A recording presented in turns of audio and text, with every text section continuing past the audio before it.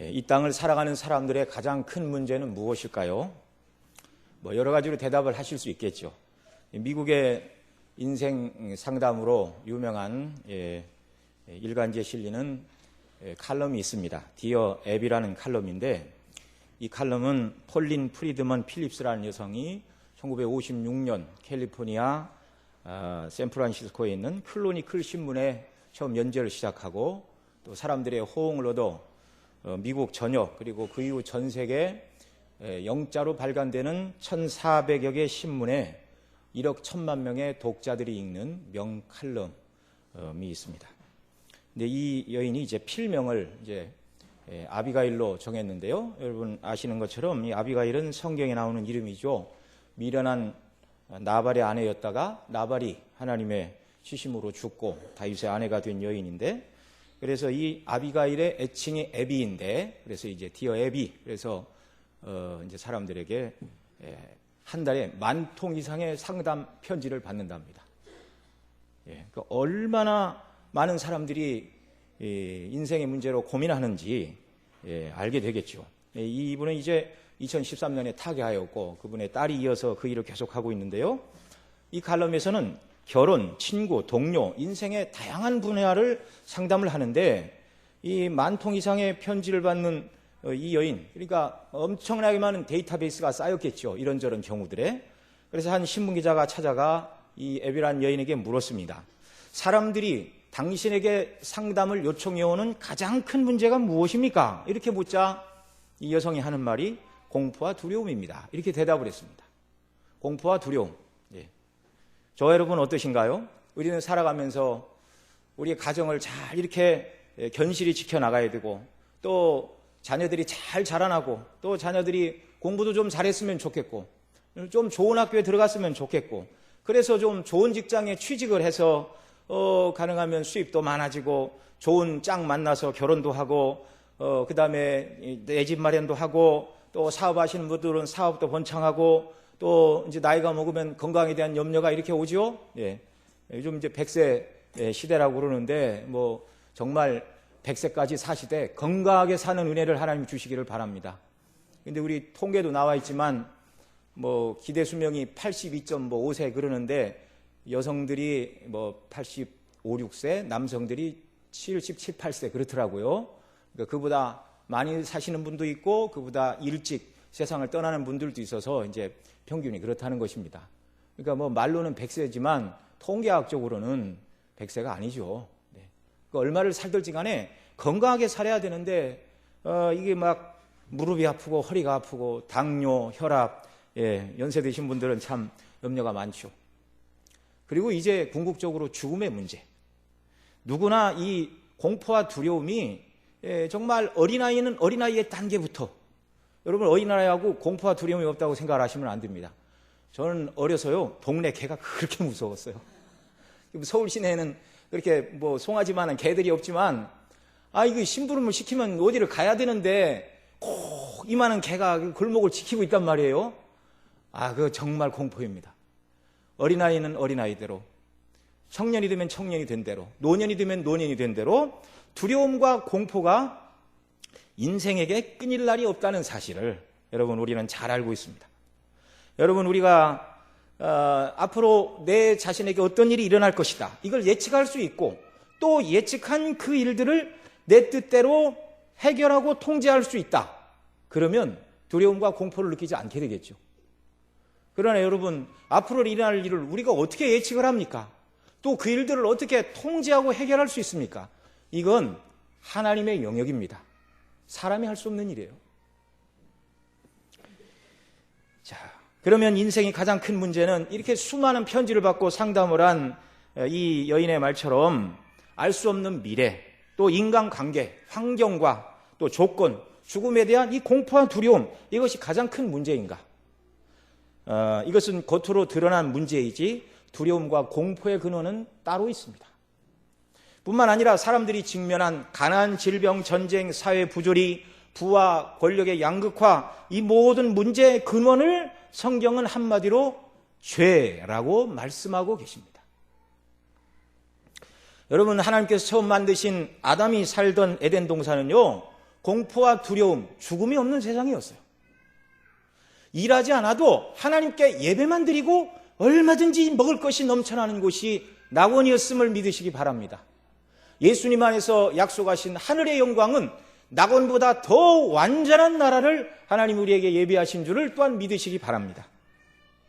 이 낙원만 해도요, 말 그대로 부족한 것도 아쉬운 것도 괴롭게 하는 것도 근심할 것도 없는 참으로 복된 삶을 영위하고 살았죠. 그러나 아담과 하와가 하나님을 거역하고 선악과를 따먹음으로 세 가지가 잘못되었습니다. 첫째는 하나님과 사람과의 관계가 어그러졌습니다. 먹는 날에는 정령 죽으리라 말씀하셨죠. 따먹으로 말미암아 그날 죽었습니다. 영적으로 죽었습니다. 뭐가 죽은 것인가? 하나님과의 생명의 교통이 끊어진 이 영적인 죽음. 그리고 아담은 그 후 930년 후에 육체적인 죽음을 맞이했죠. 선악과를 따먹을 때 하나님께서 너는 흙이니 흙으로 돌아가라. 흙으로 돌아가는 일이 930년 후에 일어났지만 선악과를 따먹고 범죄한 즉시 그와 하나님과의 영적인 관계는 끊어져 죽음에 이르게 되었다는 사실입니다. 그래서 이 죄로 인해서 영적으로 죽고 육체는 죽음에 굴복해야 되는 죄로 인해서 죽음의 고통과 공포에 휩싸여 떨며 종로를 타는 것이 인생, 비참한 자들이 되었습니다. 또 아담의 범죄로 말미암아 사람과 사람 사이에 문제가 생겼죠. 범죄 이전에는 하나님께서 아담 자신의 갈빗대로 하나님께서 하와를 만들어 데리고 오시자 우리가 잘 알고 있죠. 뭐라고 그랬습니까? 이는 내 뼈 중에 뼈요 살 중에 살이라. 완전한 연합과 일치와 사랑의 관계임을 말하는 것이죠. 그런데 선악과를 따먹고 나서 하나님께서 왜 먹었느냐 이렇게 물으시자 뭐라고 대답했습니까? 하나님 핑계를 대고 하와를 원망하며 하나님이 주셔서 나와 함께 하게 하신 여자 그가 나무실과를 내게 주므로 내가 먹었습니다. 자기는 아무런 잘못도 없고 죄도 없고 하와 때문에 어쩔 수 없이 먹은 것처럼 이 사람과 사람 사이에 가장 친밀했던 사이부터 어그러지기 시작했다는 말이죠. 이후 모든 인생은요 죄로 말미암아 모든 원인과 핑계를 다른 사람에게 돌려대는 자기중심적인 사람으로 바뀌고 말았습니다. 그리고 우주의 모든 중심이 자기이기를 바라고요. 해가 뜨고 달이 지는 것도 자기중심으로 해가 뜨고 달이 떴으면 좋겠어요. 어느 날 비가 오면 내가 가는 길만 비가 안 내리면 좋겠어요. 이렇게. 네. 여러분 그런 생각 안 해보셨습니까? 어떤 군인이 군대 갔다 휴가를 나왔는데 이제 1년도 안 된 짧은 기간에 자기 집 주변에 큰 건물이 들어서니까 이 모습을 보고 휴가 나온 군인이 이렇게 얘기를 했답니다. 아니 누가 내 허락도 없이 이렇게 큰 건물을 짓고 그러나? 왜 자기에게 허락을 받아야 됩니까? 건물 짓겠다는 사람이 구청 건축과의 허가를 받고 돈만 있으면 건물은 올라가는 것이죠. 물론 그렇게 말하는 심정은 이해가 가죠. 자기는 군대 가서 훈련받고 고생하며 산골 오지에 가서 정말 세상과 단절되어 살아가는데 나 없이 세상이 빠르게 변화가는 것 같으니까 이 빠르게 지나가는 세상에 나만 소외되어 있는 거 아닌가 이런 근심과 염려 속에 서운해서 그런 말을 한 것이겠죠. 이렇게 사람들은요 타락 이후에 자기중심적인 사람으로 바뀌고 말았습니다. 그래서 서로 이렇게 범죄하고 타락한 아담의 후손들이 만나서 살아가니 인간관계에 큰 어려움을 겪는 것이죠. 가족 간에도 다툼이 있고 회사에서도 문제가 생기고 친구 간에도 그렇고 이것이 국가 간에는 이제 전쟁이 되는 것입니다. 이게 끔찍한 죄의 결과이죠. 그래서 여러분 죄 때문에 사람과 사람 사이에 문제가 되어서 세상에 예수님 믿지 않는 상당가들도 뭐라고 얘기를 합니까? 인간관계에 어려움이 있다 그러면 그 사람 입장이 되어보십시오. 전부 다 자기 중심으로 생각하니까 다른 사람의 입장에 한번 되어서 생각을 해봐라. 이것도 이제 훌륭한 문제의 해결책 중에 하나겠죠. 그러나 그리스도인들은 거기까지만 나가면 부족합니다. 어떤 사람이 표준이 될 수 있을까요? 오직 우리의 표준은 예수 그리스도밖에 없는 줄 믿습니다. 그러니까 교회 안에서 항상 예수님 중심으로 서로가 만나야 돼요. 그래야 문제가 생기지 않는 것입니다. 아담의 범죄로 말미암아 또 땅도 저주를 받았는데 아담은 종신토록 수고해야 소산을 먹을 뿐만 아니라 하나님께서 땅이 가시덤불과 엉겅퀴를 내리라. 너는 수고하고 얼굴에 땀이 흘러야 식물을 먹으리라. 여러분 이 가시덤불과 엉겅퀴 이게 죄로 말미암아 생겨난 저주이죠. 이 가시덤불과 엉겅퀴뿐만 아니라 이것이 의미하는 것은 아담의 범죄 후에 온갖 환경의 재난, 지진, 기근, 쓰나미, 기상이변, 범죄한 인생들이 이제 정말 이 자연으로부터 당하는, 하나님이 지으신 창조 세계의 정복자여 통치자였는데 범죄로 말미암아 큰 곤란을 당하게 되었습니다. 며칠 전에도 인도에서 100년 만에 최악의 홍수가 발생해서 수백 명이 죽고 가옥이 수천 채가 수몰되고 수백만 명이 이재민이 났다, 이런 뉴스가 방영이 되던데요.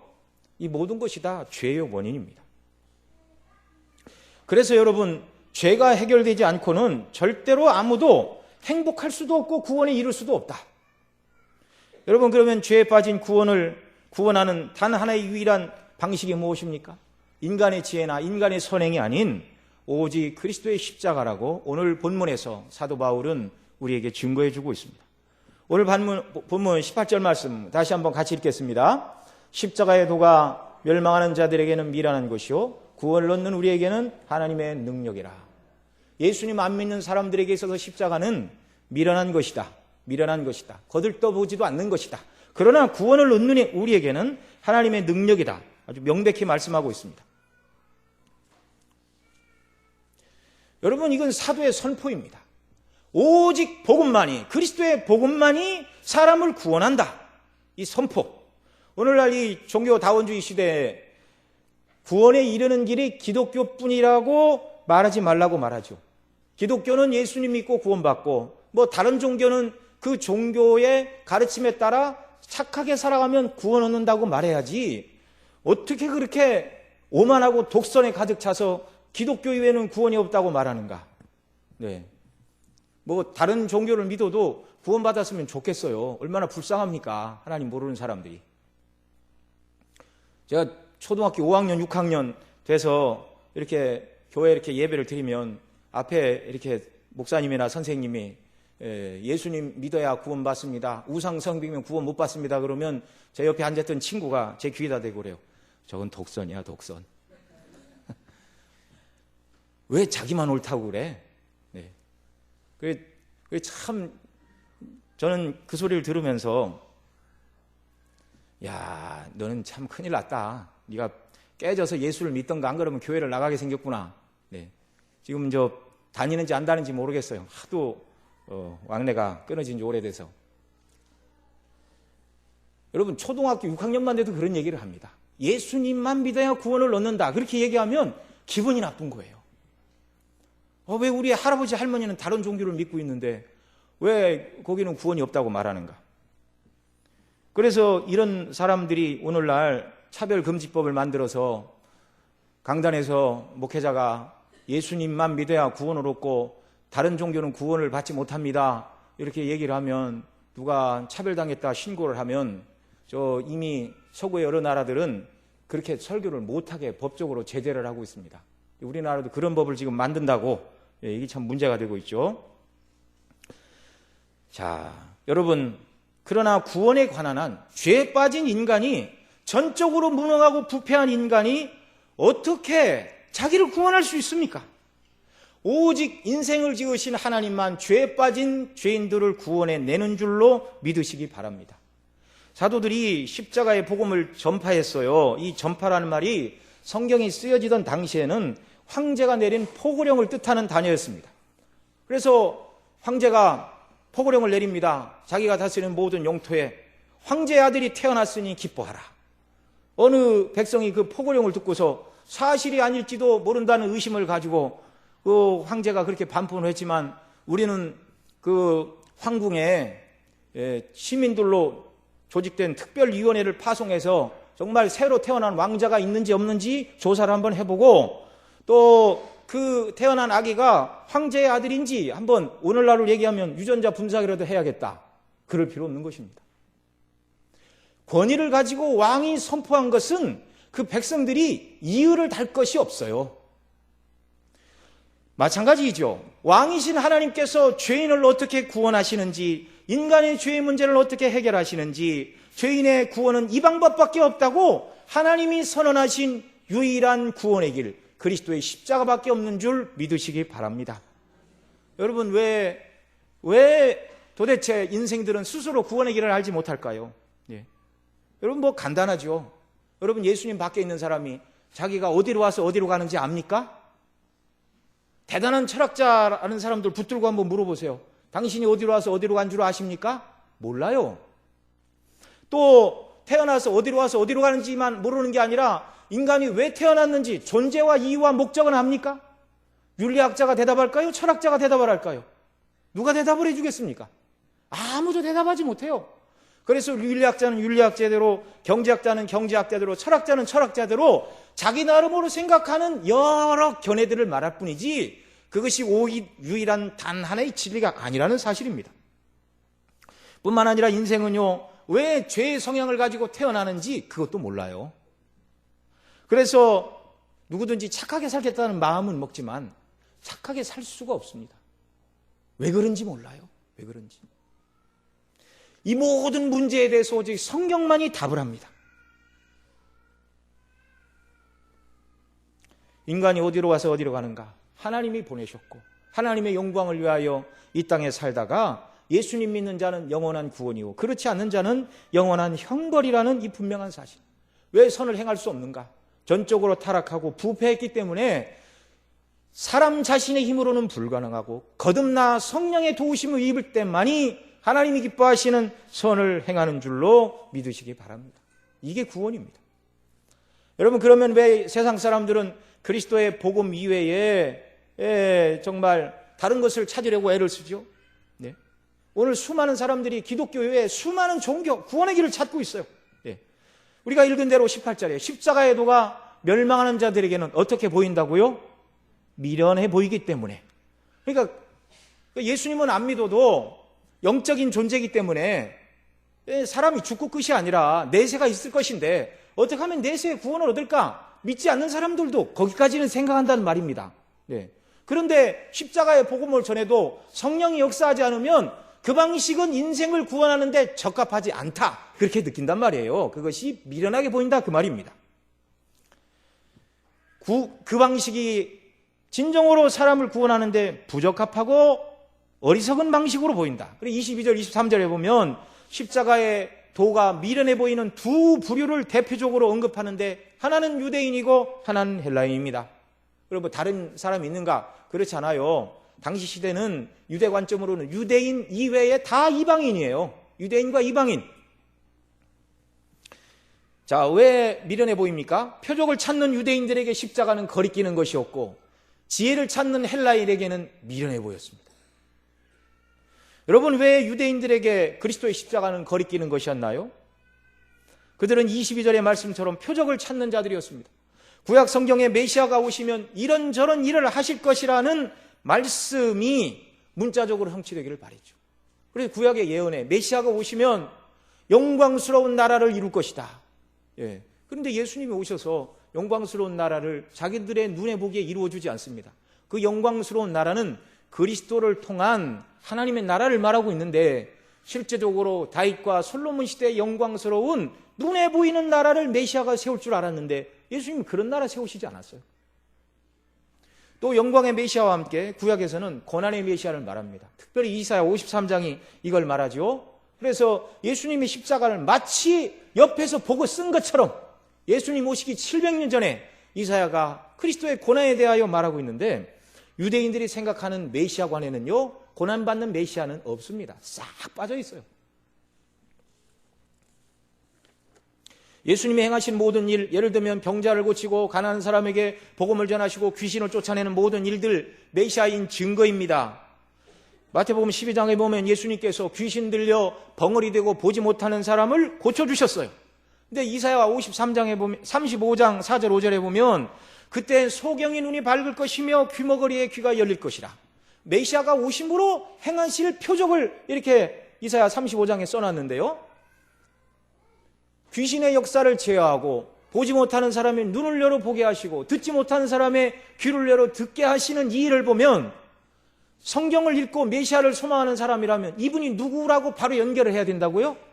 메시아구나. 우리가 대망하던 메시아구나. 그런데 영광의 메시아만 바라봤지 고난의 메시아는 생각한 적도 없습니다.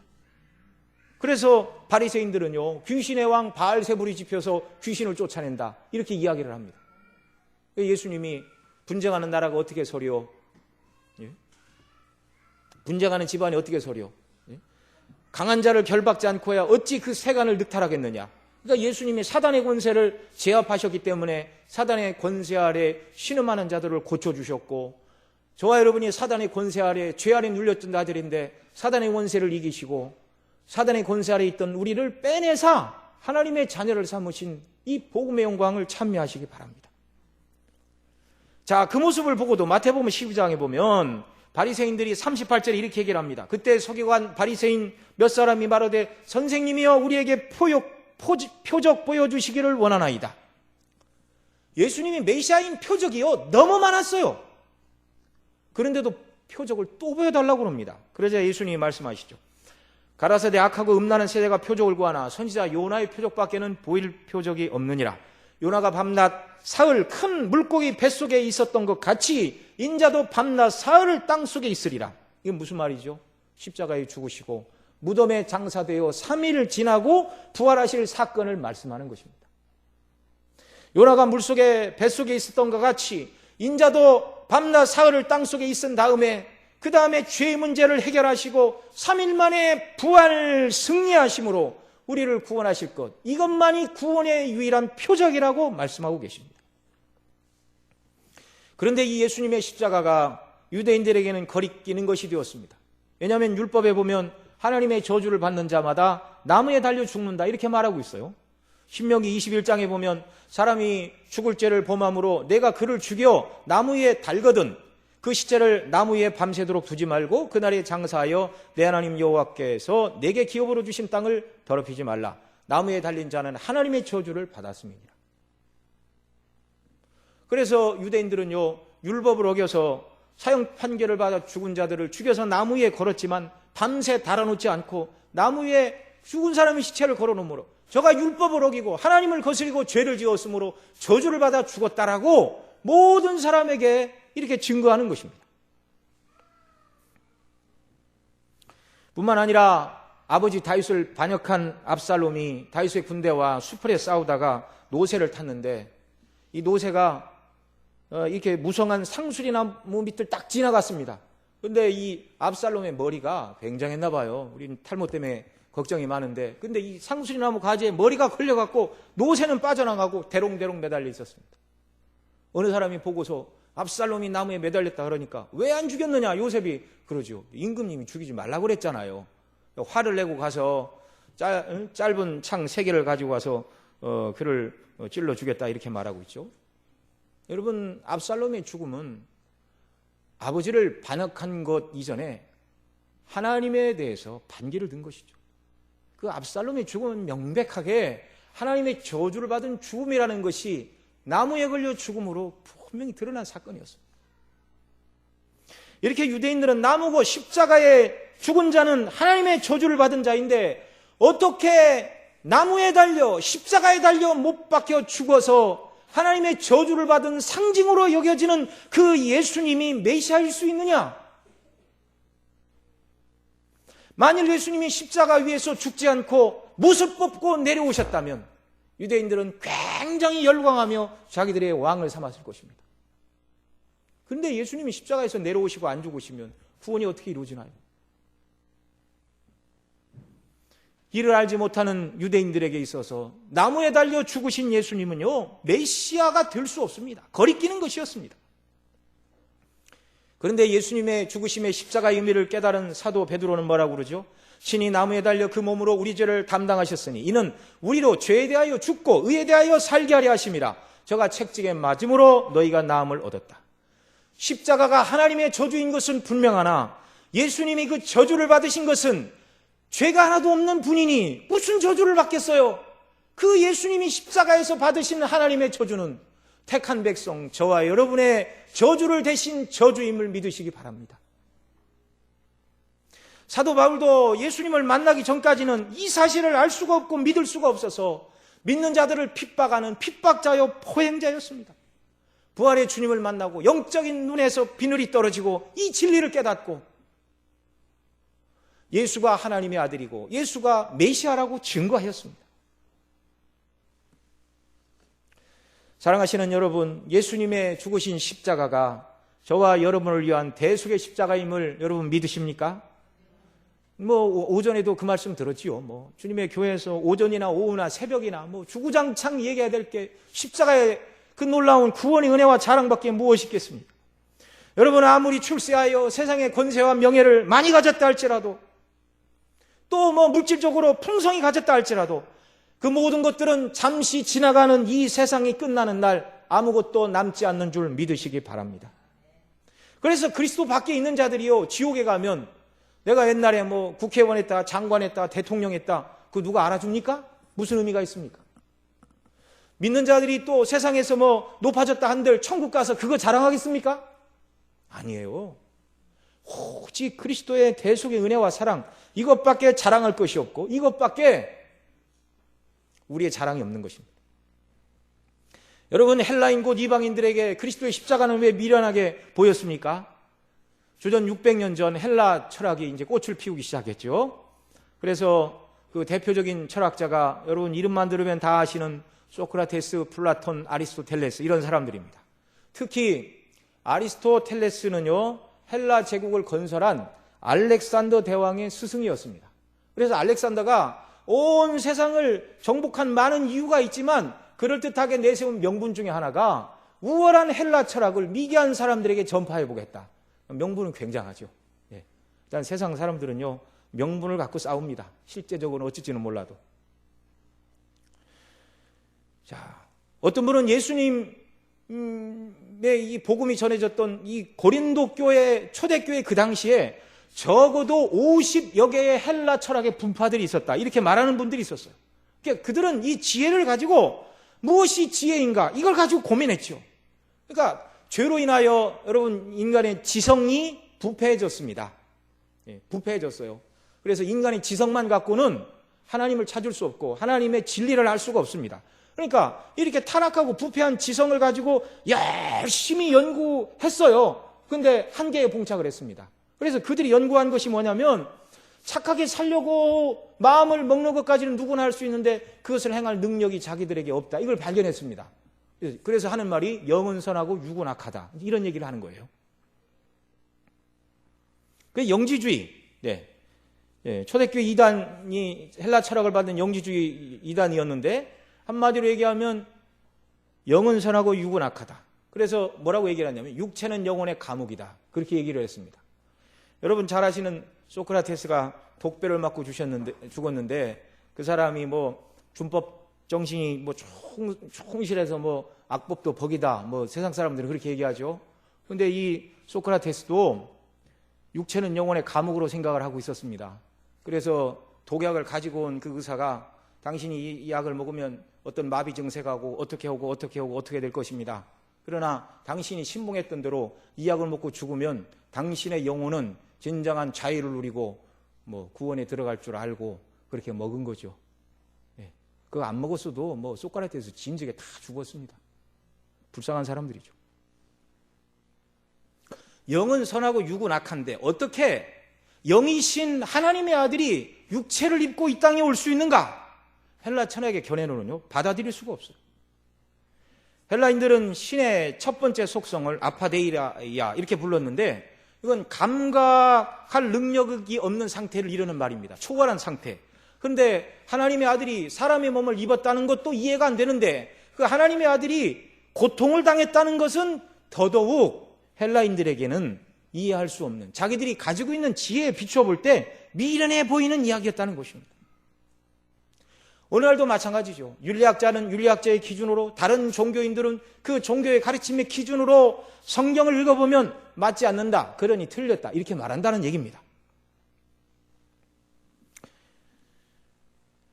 그러나 저와 여러분은 하나님의 구원의 방식인 그리스도의 십자가의 복음을 믿습니다. 이걸 믿는 건요, 헬라 철학자들보다 저와 여러분이 지혜롭고 뛰어나기 때문이 아닙니다. 사도 바울이 고린도전서 2장 10절에 말한 것처럼 오직 하나님이 성령으로 이것을 우리에게 보이셨으니 성령은 곧 모든 것 하나님의 깊은 것이라도 통달하시는다.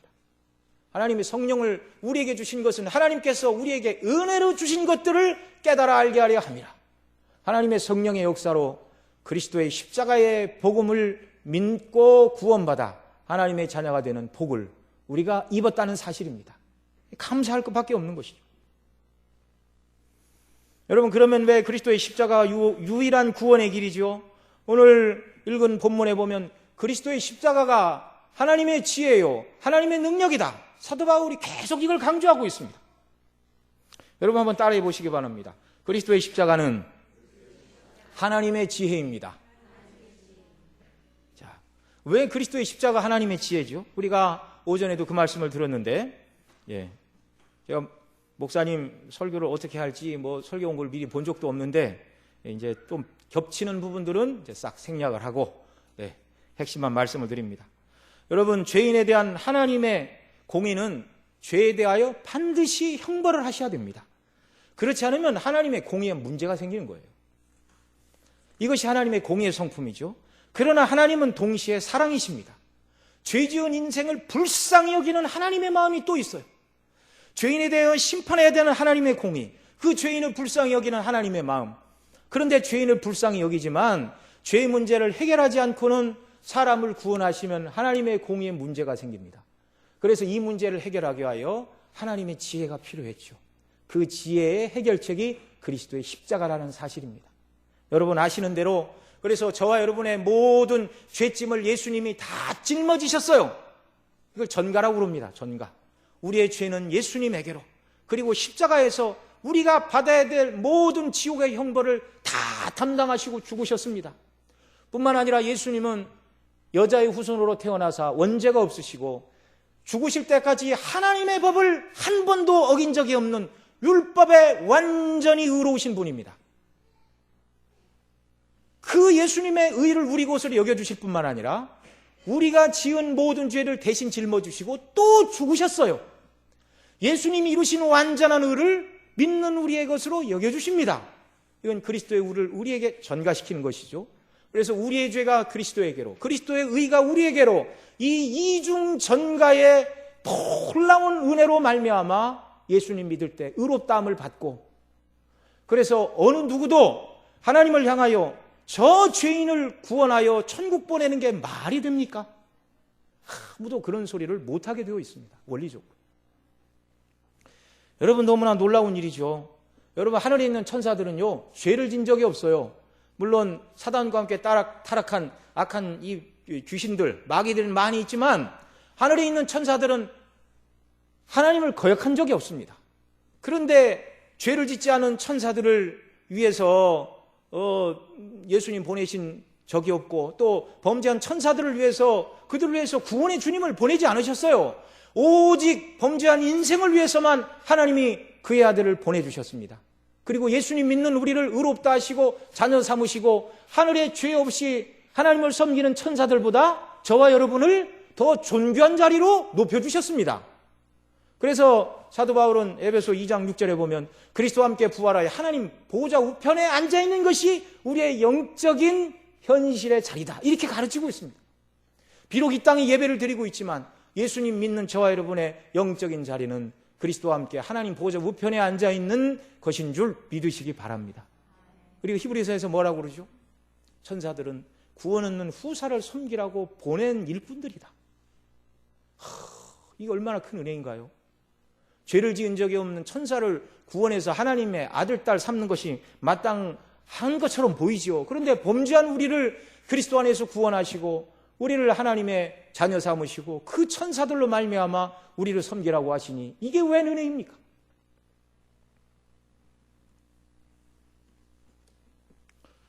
여러분, 예수님 십자가에 운명하실 때 다 이루었다, 그렇게 말씀하셨죠. 네, 죄에 대한 모든 죄값을 다 치르신 것입니다. 베드로전서 1장 12절 마지막 부분에 보면 이 복음은 하늘에 있는 천사들도 살펴보기를 원하는 것이라 베드로 사도가 이렇게 말하고 있습니다. 하늘에 있는 천사들도 과연 하나님께서 타락한 아담의 후손들을 어떻게 구원하실지, 저 죄를 어떻게 처리하고 죄인들을 어떻게 의롭다 하시고 구원하실지 하늘의 천사들도요, 예수님이 십자가에서 죽으시고 부활하시는 방식을 통하여 구원의 사실이 드러나기 전에는 알 수가 없었어요. 참 놀라운 은혜입니다. 과연 하나님이시죠. 하늘에 있는 천사들도 저와 여러분과 같은 죄인을 구원하시는 하나님의 이 구원을 보고 과연 하나님이십니다. 하나님의 지혜가 무한합니다. 이 하나님의 지혜로 말미암아 하나님의 공의와 사랑이 조금도 충돌하지 않고 우리를 구원하시는 그리스도의 십자가, 하나님의 지혜가 저와 여러분을 살리신 줄 믿으시기 바랍니다. 또한 그리스도의 십자가는 하나님의 능력이라고 말씀합니다. 왜 그리스도의 십자가가 또 하나님의 능력이죠? 바로 십자가는 죄인으로 하여금 새로운 성품으로 거듭나게 하는 원천이기 때문에 그렇습니다. 그리스도의 십자가를 믿을 때 영적으로 죽은 자가 새 사람으로 다시 사는 줄 믿으시기 바랍니다. 이걸 뭐라고 그러죠? 거듭남, 중생. 고린도 후서 5장에서 사도 바울은 이렇게 말합니다. 그런즉 누구든지 그리스도 안에 있으면 새로운 피조물이라 이전 것은 지나갔으니 보라 새 것이 되었도다. 과거에는 영적으로 죽은 자인데 예수님의 십자가의 은혜로 죽은 자가 살아났습니다. 여러분, 이게 하나님의 능력입니다. 여러분, 사람이 아무리 능력이 많아도 이렇게 병아리, 이제 계란에서 병아리가 이렇게 부화를 하는데 유정란을 잘 이렇게 품어야 되죠. 그런데 유정란이든 무정란이든 그냥 누가 솥에다 놓고 삶았어요. 죽었죠. 아니, 익었습니다. 사람의 능력으로 솥에다 놓고 삶은 계란을 아무리 따뜻하게 품어준다고 그 계란에서 병아리가 나옵니까? 불가능한 일이에요. 불가능한. 사람이면은 안 되는 일입니다.